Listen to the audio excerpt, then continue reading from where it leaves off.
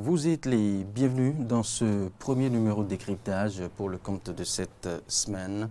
Analyse de la configuration du Parlement et les défis de la 8e législature. C'est inutile de vous rappeler que le Parlement a élu, bien évidemment, ce vendredi, dans l'après-midi de ce vendredi, le bureau devant conduire cette 8e législature, lequel bureau est présidé par l'honorable Louis Vlavonou. Et oui, avant d'en venir au bureau, quelle lecture générale peut-on faire justement de l'installation jeudi dernier du Parlement, de la 8e législature bien évidemment? C'est bien sûr à cet exercice que je convie ce matin Arnaud Kinsi Avondogba, il est acteur politique. Bonjour, M. Avondogba. Bonjour, M. Loris. Face à vous, Stéphane Toha, il est observateur de la vie politique, un habitué de ce plateau également. Bonjour, M. Toha. Bonjour, Loris. Bonjour aux amis auditeurs, auditrices, téléspectateurs, téléspectatrices de Eden TV et de la Diaspora FM. Content d'être sur le plateau avec mon frère Arnaud. Merci. Que ce soit sur Eden TV ou les autres chaînes sœurs, vous avez suivi la semaine écoulée l'activité au Parlement, l'installation des nouveaux représentants du peuple jeudi, et puis 24 heures après, eh bien, les honorables se sont réunis et ont élu le bureau devant conduire justement cette 8e législature. Stéphane Toha, quelle lecture faites-vous de la configuration du Parlement? Nous disons souvent que tout ce qui commence bien finit toujours très bien. Nous sommes dans une procédure qui a commencé par les campagnes, l'élection proprement dite. Après l'élection, il faudrait forcément et nécessairement installer les nouveaux députés. Les nouveaux députés, on les a installés.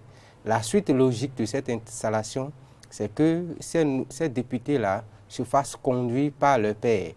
Et se faire conduire, c'est nommer le directoire. Et ce directoire part déjà par le bureau d'âge qui recueille les ambitions aux postes par rapport aux différents postes au niveau de l'Assemblée nationale. Et puis après, il y a l'élection. Donc, tout le monde devrait s'attendre logiquement à ce que le Parlement ait une tête et puis ses organes. Donc, on ne peut que remercier cette suite logique et on va apprécier ce bureau à l'aune de ses actions. Je crois que le thème qui nous est proposé en débattra et nous sommes là pour pouvoir étoffer et apporter des clarifications quant à nos objectifs, quant à nos souhaits. Voilà. Arnaud Kinsi Avondogba, les 423 ont été installés, vous l'avez suivi, et 24 heures après, ils ont déjà manifesté, je dirais, leur activité au Parlement, à l'hémicycle. Le bureau est désormais connu. Alors, quelle lecture faites-vous d'abord de la configuration du Parlement pour le compte de cette 8e législature? Merci beaucoup, Red Chef. Et je crois que, d'abord, je vous remercie le Tout-Puissant qui nous a permis d'être là ce matin. Ma satisfaction... C'est plutôt le risque qui vous reçoit. Merci beaucoup. Et je crois que ma satisfaction est générale. Et à voir 24 heures après l'installation des députés et l'élection des membres du bureau devant conduire l'Assemblée nationale, je crois que le jeu politique, le jeu démocratique est respecté et cela suit son cours. Nous pouvons féliciter, remercier les acteurs, les 83 députés, ceux-là qui, très tôt, ont su prendre leurs responsabilités pour nous engager sur la voie du nouveau départ, sur la voie de la rupture, sur la voie d'un renouvellement de notre classe politique. Je crois que nous devons plutôt les accompagner que de les décrire de sitôt. Le moment n'est pas encore idéal pour que nous nous lancions dans des invectives pouvant les mener ou nous amener à dire ce qu'il ne faut pas, puisqu'aujourd'hui, il faut que nous appelions au rassemblement, à l'unisson et à la cohésion sociale. C'est de ça qu'il s'agit et je crois que ces députés l'ont compris et ils sont prêts pour le job. Vous le dites bien. Stéphane Tora, les 83 y sont. Quels sont, selon vous, les défis qui attendent réellement ces 83 députés? On va en venir après au bureau. Oui, bon, nous soyons déjà certains d'une chose, que les députés ne sont pas à l'Assemblée nationale, non, uniquement pour leurs beaux yeux. C'est pour travailler pour le développement de notre nation. Travailler pour le développement de notre nation à leur niveau revient à ce qu'ils exercent correctement et proprement ce pourquoi ils sont là-bas. Contrôler l'action du gouvernement, proposer ou accompagner les lois qui doivent permettre de mieux impacter le développement, surtout l'aspect social en ce qui concerne le développement de notre pays.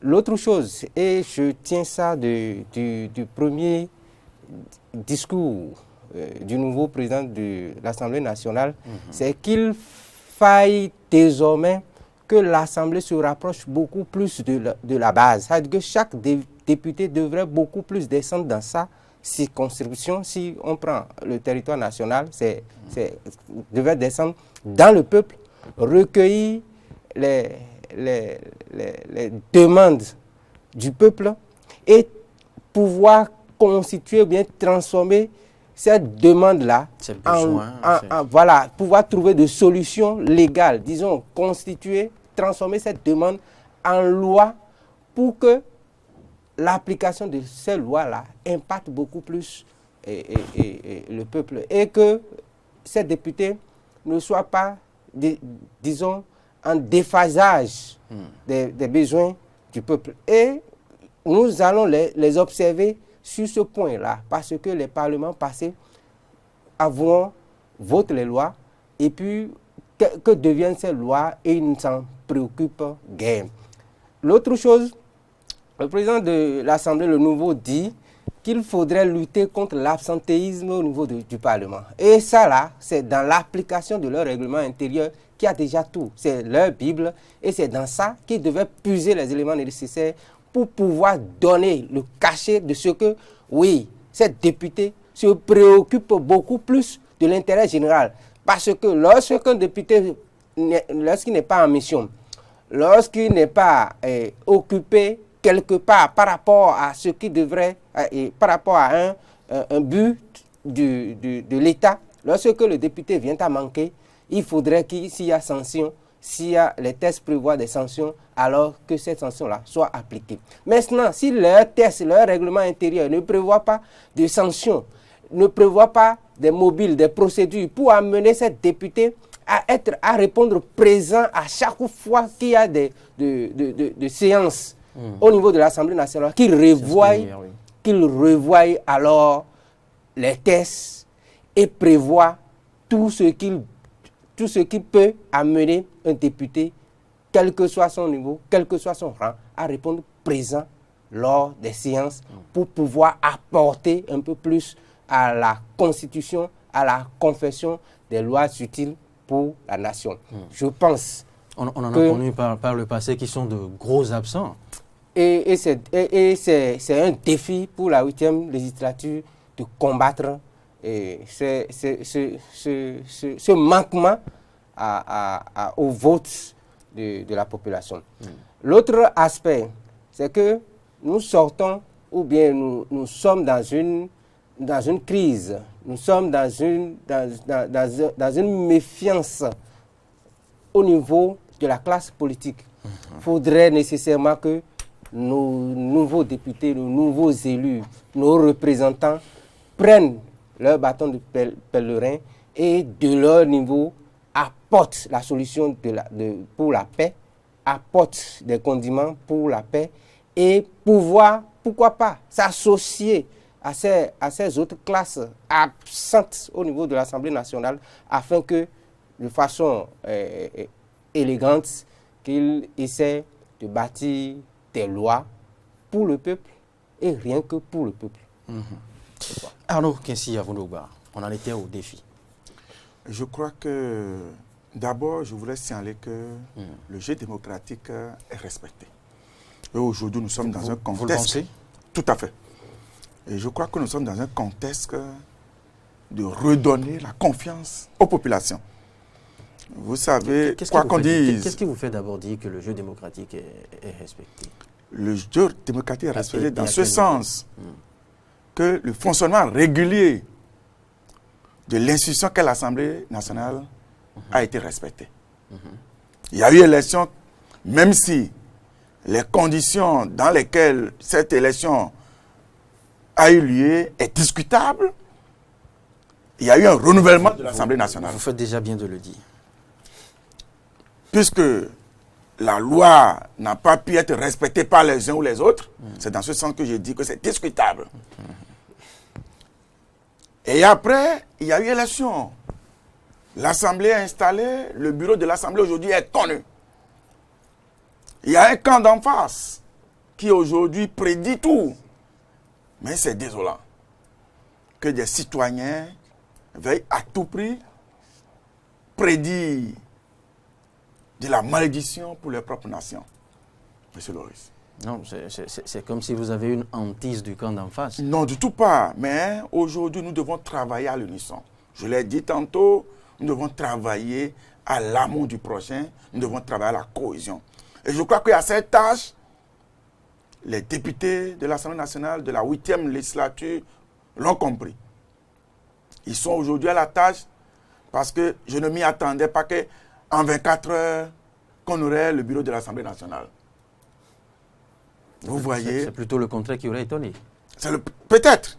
Mais je dis aujourd'hui, on ne peut que les féliciter. On ne peut que aujourd'hui voir leur engagement, leur sens du devoir républicain. Les défis sont nombreux. Il y a aujourd'hui une crise de confiance au niveau des institutions. Les Béninois, aujourd'hui, une partie, aujourd'hui, ont ce problème. Surtout ceux du camp d'en face. Les institutions que eux-mêmes, à des moments donnés, ont participé à constituer d'une position donnée aujourd'hui, ne font plus confiance à ces institutions. À vous entendre, Arnaud Kinsi-Yavurugwa, c'est à croire que votre fameux camp d'en face est à la base de tous les ennuis possibles. Non, je ne le dirai pas expressement. Ce ne serait pas du tout honnête de le dire. La loi ne cause problème qu'aux violeurs. Le juge n'a pas d'inquiétude à se faire. C'est celui-là qui est en déphasage avec la loi qui trouve de problèmes à la loi, qui trouve qu'on lui tient trop de rigueur, qui dit que ça ne va pas. Mais aujourd'hui, l'Assemblée nationale, le bureau de l'Assemblée nationale et les députés élus de la 8e législature ont un rôle important à jouer à ce que nous renouons la confiance avec la base. Comme l'a dit tout à l'heure M. Stéphane, nous devons travailler dans ce sens. Et je voulais dire... Vous parlez de la base, vous le dites si bien. Pensez-vous que les 83 installés actuellement sont vraiment représentatifs de cette base? Monsieur Loris, nous avons 24 institutions électorales qui comportent nos 77 communes du Bénin. Et les 83 députés sont issus de toutes ces institutions électorales. Je ne crois pas... Et c'est des Béninois. Ce n'est pas autre nationalité qui sont aujourd'hui à l'Assemblée nationale. Comment dans ces conditions que ces enfants de ce pays, élus dans l'institution électorale et qui représentent la nation, ne sont pas représentatifs? Je ne vois pas. Nous ne pouvons que les accompagner et décourager les plus racistes, les plus régionalistes. Et les plus radicaux. Si je pose le problème, je pose le problème en ce sens, Arnaud Kinsi-Yavurugwa, c'est parce que, vous le savez, il n'y a eu qu'un peu plus d'une vingtaine de pourcents, un pourcentage d'une... Monsieur le je vous comprends. Qui ont exprimé. Mais heureusement, il n'y a eu qu'une minorité, malheureusement, il y a eu qu'une minorité de Béninois qui a exprimé au fait son suffrage. Quand vous me dites maintenant qu'ils sont assez représentatifs... Heureusement ou malheureusement, la loi n'a pas fixé un seuil de pourcentage pour qu'une élection soit validée. Tant mieux. À 27%, je trouve que c'est quand même jouable et c'est quand même important. Oui. Les tests n'ont rien précisé à ce niveau. Voilà. Mais à 27% du taux de participation à cette élection, je crois que nous devons travailler. À un moment donné, les gens sont découragés. Excusez-moi. Vous et moi savons les menaces qui encouraient derrière cette élection. Ou derrière nous, les individus qui travaillaient. Pour que l'état de droit soit maintenu. Pour que le renouvellement, l'élection législative ait lieu, tout le monde s'est mis. Arnaud Kinsi, à vous. Mais aujourd'hui, à ce taux, nous ne pouvons que travailler pour qu'il y ait l'engouement électoral dans les jours à venir, pour que, quand il y a appel à élection, que les populations sortent massivement. Vous savez, les gens ne sont pas sortis pour aller voter, non pas parce qu'ils sont contre le chef de l'État. C'est un débat qu'on a vidé ici, on connaît tous, voilà, autant que vous. Mais la peur, les menaces qui ont accompagné, le vandalisme qui a accompagné. Il n'y a pas que ces éléments. Les défis sont tellement nombreux, le chantier est tellement grand que vous et moi devons accompagner les 89 députés pour qu'ils réussissent. Et je crois qu'avoir un homme de la trempe, de l'honorable Louis Vlavonou à l'Assemblée nationale, à la présidente de l'Assemblée nationale, est une chance pour nous. On va en venir tout à l'heure au bureau, Arnaud Kinsi Avundogba. On va en venir au bureau tout à l'heure. Stéphane Toha, je le disais tantôt, est-ce qu'il ne se pose pas un réel problème de représentativité du peuple béninois à ce niveau, au niveau de la 8e? Bon, monsieur Loris, je peux comprendre. C'est vrai que les 83 sont issus, comme l'a dit Arnaud Kinsi Avundogba, des 24 circonscriptions électorales. Voilà, oui. D'accord. Ce que nous allons pouvoir expliquer aux uns et aux autres pour plus de compréhension, c'est de ne pas prendre le taux 27% pour déduire la non-représentativité des 83. Parce qu'il fallait non seulement prendre, si on veut bien expliquer, il faut expliquer pourquoi le taux est aussi bas. Et les gens vont comprendre qu'en réalité, ça ne dépend pas de la population, ça ne dépend pas de la base. C'est quoi les 27%. Le débat n'est même pas là. Non, c'est un bon débat. C'est un bon débat. Étant donné que lorsque nous écoutons les médias étrangers, certaines personnalités qui ne vivent pas dans le pays, on a tendance à croire que c'est que les gens qui ne sont pas sortis voter là sont d'office acquis à l'opposition. Mais c'est une bonne partie. C'est ahurissant d'entendre des analystes qui se disent tout maîtriser dans le monde et qui peuvent opiner sur tout là, viennent à faire des analyses aussi superficielles que inacceptables. Nous vivons dans un pays où les gens ont semé la peur. Des gens ont pourchassé ceux qui sont décidés à aller voter. Maintenant, on a... Non, il faudrait qu'on leur dise ça. On a passé ce cap. Ce n'est pas encore passé parce que les gens continuent d'utiliser 27% comme si il fallait au moins tirer un coup de laurier à ces 27%. Parce que si ces 27% succombaient à la peur, nous allons ensevelir notre République. Il faudrait des gens braves pour montrer que lorsqu'il y a une loi, vous ne respectez pas les lois, alors laissez les autres appliquer au moins la loi. La liberté des uns finisse là où celle des autres commence. Mais on a voulu contraindre tout le monde, forcer à marche, forcer Manu Militari à rester à la maison.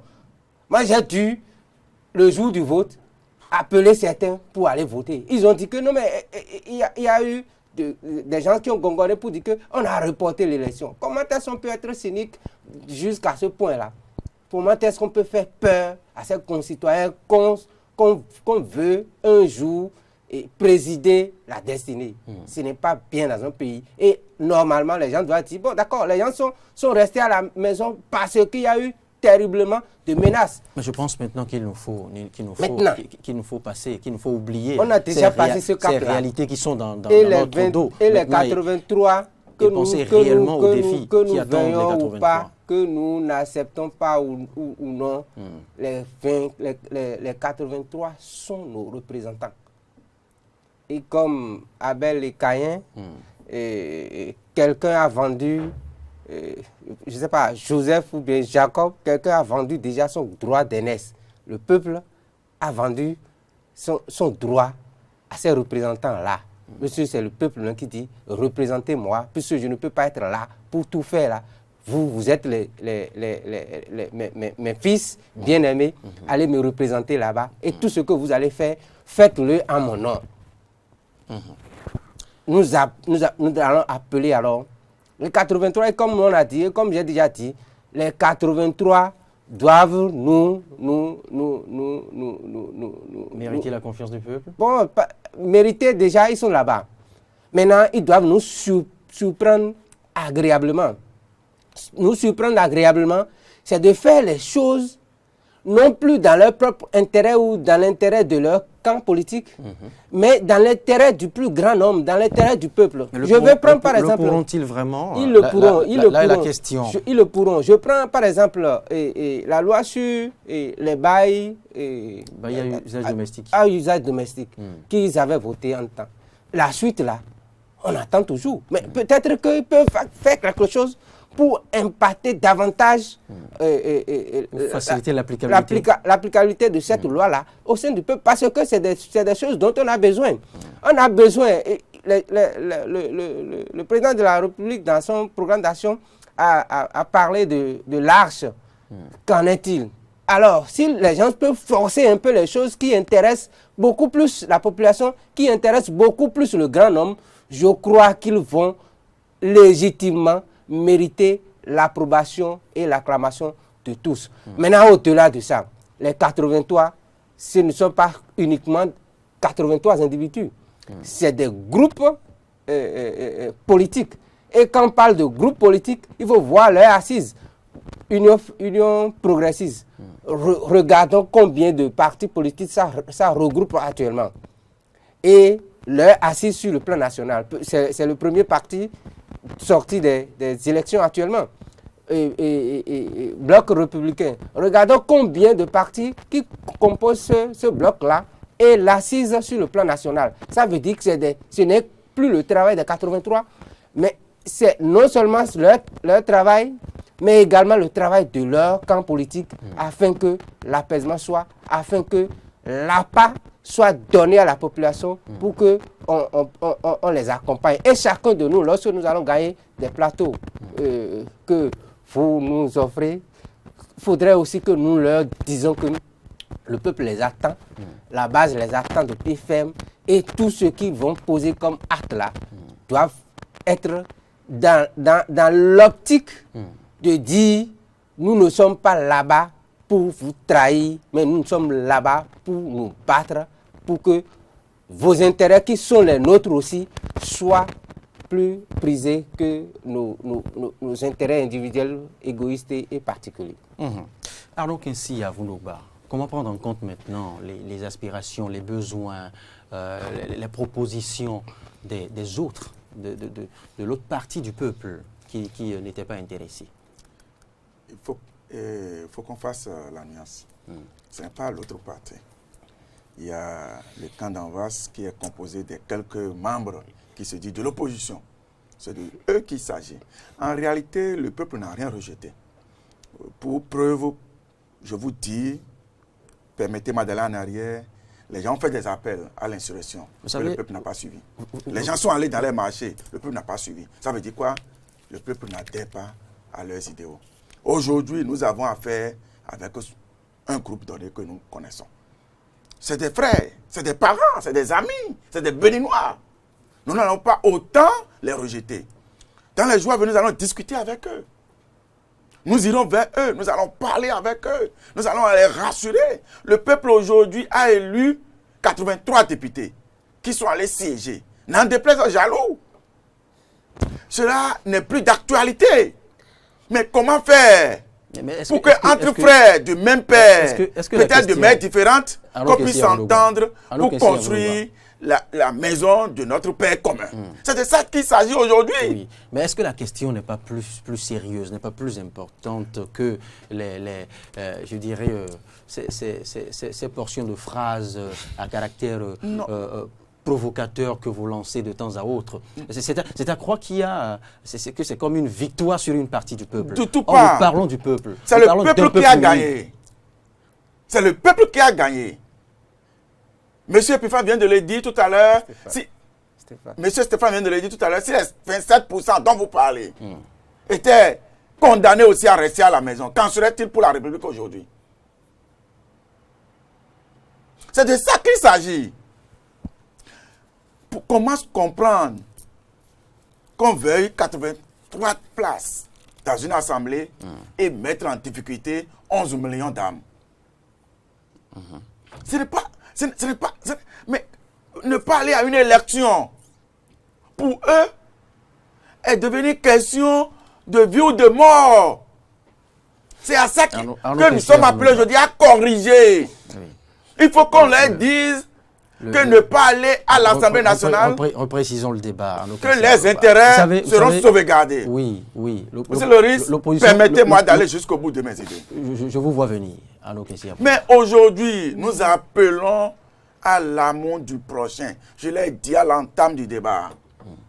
À la cohésion sociale. Si tel est que nous aimons tant ce pays, nous devons quand même faire des concessions. Nous n'allons pas appeler à brûler les terres, à brûler les maisons de nos compatriotes, de nos frères, de nos parents. Nous allons nous asseoir et discuter. Aujourd'hui, les élections législatives sont terminées. Ça en est parti pour 4 ans. Les jours à venir, nous allons nous asseoir et discuter avec nos frères, avec nos parents, puis qu'on puisse s'entendre. S'il y a une correction à apporter aux lois, cela se fera à l'Assemblée, nous les rassurons.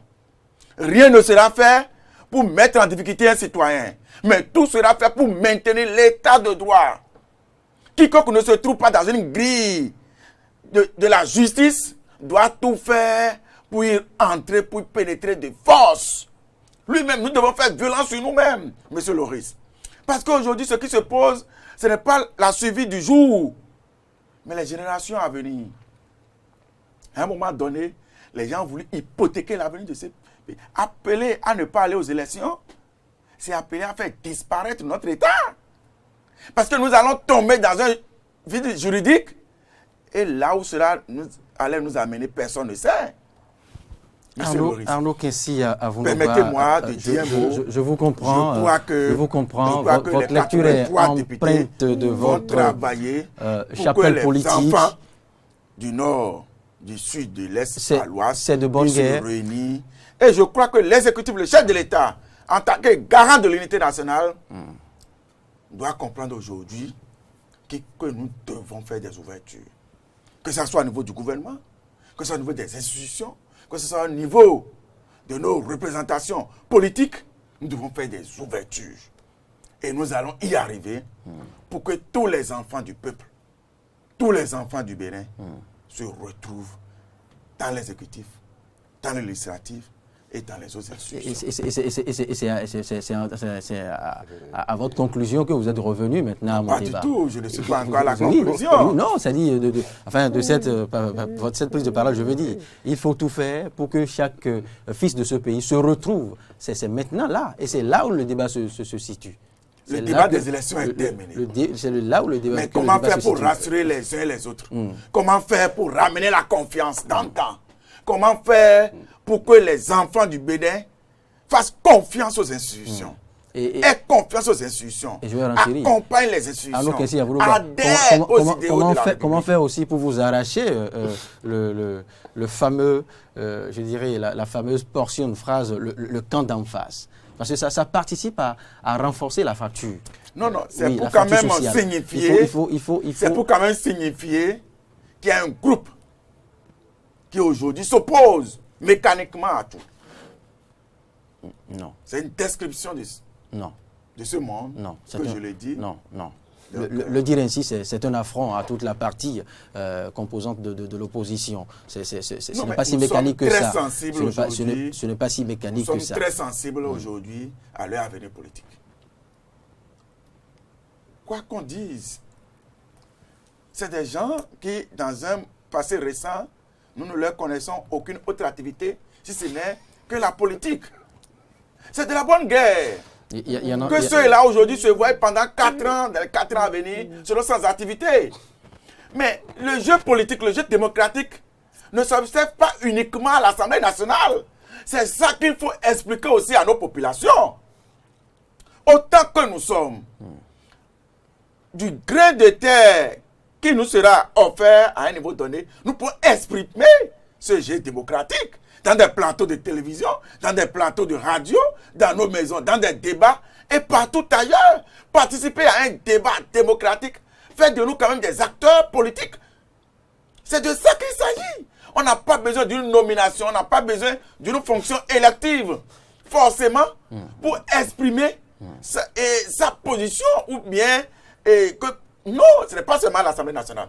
C'est ça qu'il faut expliquer aux populations. Arnaud Kessié, vous parle de débat national, de participation à la vie politique en dehors du Parlement. Oui, je ne lui dirai pas le contraire, mais à le suivre depuis le début de cette émission, depuis le début de ce décryptage, nulle part je n'ai lu l'aspiration de l'opposition dans votre argumentaire. Je n'ai pas cru devoir vous entendre prendre en compte une partie des propositions de l'opposition, une partie de...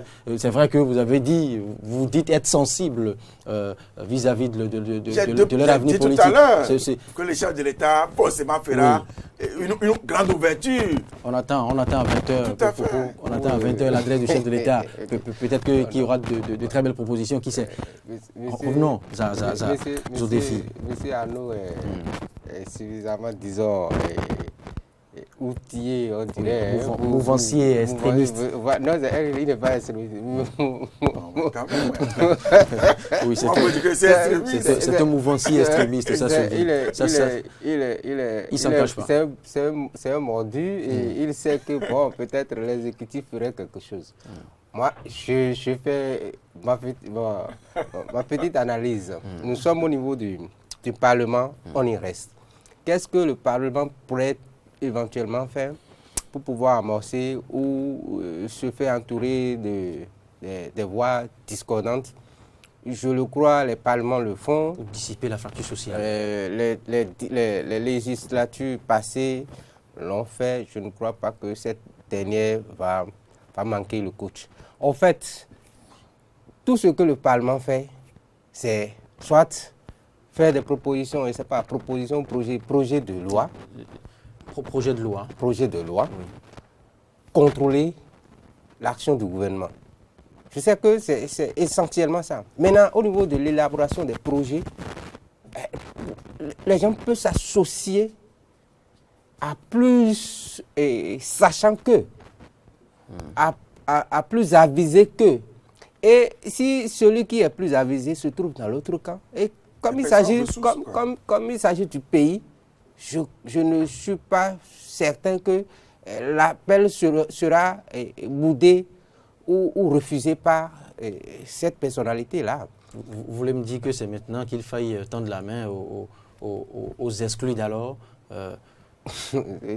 On revient sur le terme exclu, c'est des trucs qui font un peu mal. S'ils ne sont pas des exclus, ils n'ont pas pu participer parce qu'ils n'ont pas pu remplir les conditions. Le tout ne suffit pas de payer 249 millions. Le tout ne suffit pas d'avoir son quitus fiscal. En plus de tout ça, là, il y a d'autres critères pour permettre à des gens d'être candidats pour les législatures. Vous ne respectez pas, vous n'allez pas participer. C'est comme un examen. Si vous n'avez pas vos pièces à jour, vous ne participez pas. Et ça fait vos prochains examens. Je dis... Même si d'autres l'ont respecté, et pourtant. Et pourtant. Et surtout, et moi, en dehors des fondamentalistes, des extrémistes qui se disent, puisque j'ai écouté des audios qui circulent sur les réseaux, que bon, ils ne vont pas contribuer à grandes choses par rapport à ce qui est installé, qui ne reconnaissent pas et qui sont toujours dans la verve d'aller à l'affrontement là. En dehors de cela, il y a déjà des postures politiques de paix, des postures politiques de sagesse. D'abord, l'ouverture peut aller directement vers ceux-là. Je veux parler de l'UDPN, je veux parler du PRD, je veux parler de FCDB, je veux parler de MOEL. Là encore, il faille exclure personne. L'ouverture, il faut ouvrir le débat, il faut ouvrir le dialogue à tout le monde. Non, nous ne parlons pas d'ouverture de dialogue. Nous parlons plutôt de se rapprocher de ceux-là qui sont prêts à aider afin que les lois qui seront proposées soient des lois qui impactent plus la population. Il faudrait qu'on le dise, puisque le Parlement ne sortira pas l'argent. Ce que le Parlement pourrait faire éventuellement, c'est d'orienter la proposition des lois venant du gouvernement, là, beaucoup plus dans l'intérêt du peuple et de contrôler ce que le gouvernement fait sur le terrain. Si le gouvernement propose de l'eau potable, de l'électricité quelque part, il faudrait que ces députés soient les premiers à aller mettre la pression pour que ce qui a été prévu, ce dont ils ont voté, le budget là, soit effectivement construit. Lorsqu'ils restent dans la suffisance, lorsqu'ils font confiance au gouvernement et se disent non, le gouvernement va le faire, on le sait, c'est des gens qui sont de principe. Non, lorsqu'ils vont rester attentifs, attentistes, c'est que tout sera gâté et finalement là ils viendront pour dire on va faire question orale là au gouvernement alors qu'en amont déjà ils pouvaient déjà recanaliser les choses. Je dis aussi dans la confection des lois de se rapprocher, il ne leur coûte rien aux nouveaux qui ne maîtrisent même pas le truc là, la procédure au niveau de l'Assemblée, de se rapprocher de ceux là qui ont été porte-étendard au niveau de l'Assemblée nationale, de se rapprocher d'eux et de prendre conseil, de se rapprocher d'eux pour porter des lois, parce que les gens qui ne sont pas là peuvent aussi proposer des lois et des députés vont prendre ça, porter ces lois-là au niveau de l'Assemblée nationale et ça va impacter le peuple. Si les lois à voter n'impactent pas le peuple, je ne vois pas l'importance de ces 83 au niveau de l'Assemblée nationale. Et il y aura un autre débat, qui va surgir tôt ou tard, c'est qu'il y aurait toujours le truc là de révision de la Constitution. Ah bon? Et c'est de ça là que les gens sont en train c'est pour ça que les gens s'agitent. Il ne faudrait pas qu'on se cache, il ne faudrait pas qu'on se voile, ça va venir. Est-ce qu'en son temps, les gens vont pouvoir s'associer pour mieux proposer? Réfléchir réellement ou laisser couler comme... Non, mais de toute façon, il faudrait que les gens se donnent à fond pour dire oui, nous on a proposé ici. Puisque il n'y aura plus, je ne sais pas, minorité, le blocage et autres là. Donc, contribuer effectivement à ce que le président de la République avait proposé, dit affaiblissons un peu le pouvoir exécutif là. Il faudrait qu'on contribue à ça pour ne pas continuer à être méfiant de nos institutions. Stéphane Toura, merci pour l'anticipation sur les prochains tests à venir. Vous qui voyez déjà que certains projets de toilettage de la loi fondamentale pourra surgir d'ici à là. La révision du code du code électoral et surtout l'article, je crois, 242, ça va venir. Oui. Les 10%? Pas les 10%. Ils vont introduire le truc du certificat de conformité. Je crois bien. Vous croyez bien? C'est des choses qu'il faut, puisqu'il y a des analyses sur place, il y a des consultations qui sont là. Et je pense qu'il y a mieux à faire s'il faille toucher à... S'ils ne font pas ça, s'il faille opter pour une relecture de ce code, de ce nouveau code électoral, il y a mieux à faire que de n'introduire que le certificat de conformité. Non, mais c'est toujours... Il y a d'autres points polémiques qu'il faille corriger, revoir. Ils vont pouvoir s'entendre pour mieux corriger. Afin que 2020 ne produise pas les mêmes effets que 2019. On va conclure à nos questions. Un mot sur le bureau, un mot sur le nouveau bureau. Bon, le bureau, quand même. 30 secondes.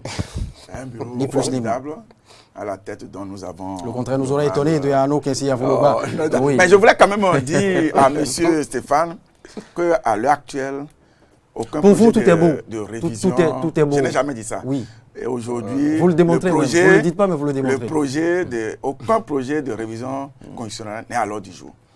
Aujourd'hui, nous travaillons il n'a pas dit que c'est à la consolidation. Aucun projet de révision constitutionnelle n'est à l'ordre du jour.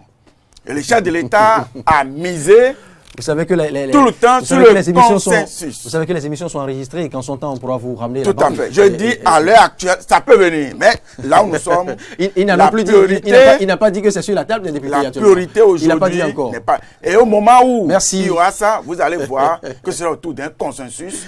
Et là, le consensus, que ce projet sera amorcé et être débattu. Consensus avec qui?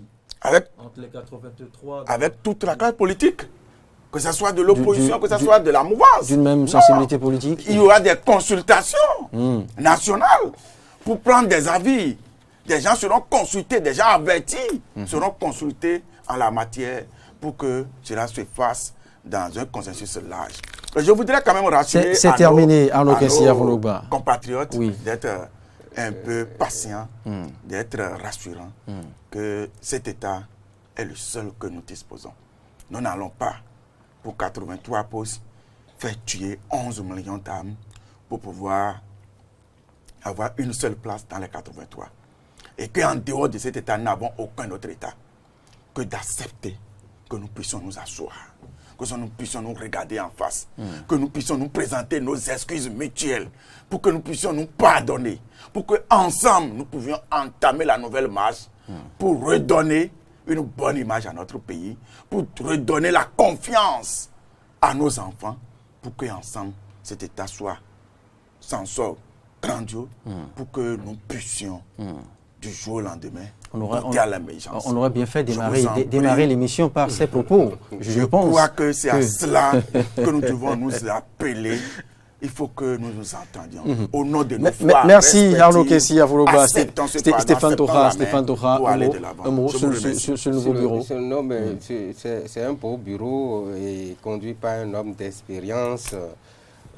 Moi, dans mes pronostics, je misais beaucoup plus sur Mme Adidat si elle était élue. Mathis, comme présidente de l'Assemblée nationale, à défaut d'elle, de Louis Flafounou. Donc, c'est le défaut là qui a pris le dessus. C'est un homme qui était dans tout ce qui a comme proposition de loi dans la République depuis 2007, je crois. Donc, il connaît, il est là et il apporte de la matière pour le développement du pays. Donc, on doit lui faire confiance. Prions pour que on lui doit la paternité de ce test de loi qui a généré la réforme du système partisan. Oui. Il fait partie des géniteurs et ne nous voilons pas la face. Il sait ce qu'il faut faire pour que le tir soit corrigé. Il sait ce qu'il doit faire pour que la convivialité au niveau de l'Assemblée et hors de l'Assemblée soit. Et il sait aussi, par expérience, toucher ces circuits pour que nous ayons une si belle mandature. Je crois. On attend de le voir à l'œuvre. Merci Stéphane Tora. Merci. Le président de la République, ils vont nous offrir 4 ans de vie parlementaire remplie, accomplie et sincère. Pas comparable forcément à ce que vous avez dit. Non, je ne veux pas parler de Pipan. Pas comparable à l'époque de Pipan. Même à l'époque de Pipan, il contribuait beaucoup plus dans l'élaboration des lois et c'est une personne d'expérience et une personne de foi. J'espère qu'il va s'associer davantage à des voix discordantes, à des voix de sagesse comme celle de Mme Prudencio, de Maître Adrien Ngwedji, des anciens qui sont dans leur camp aussi. Et je peux parler de Mathurin Nago. Merci, bonne journée à vous, excellente semaine à vous, Stéphane Tora, Arnaud Kinsi, à vous, le bon mouvancier, merci, bon retour à vous.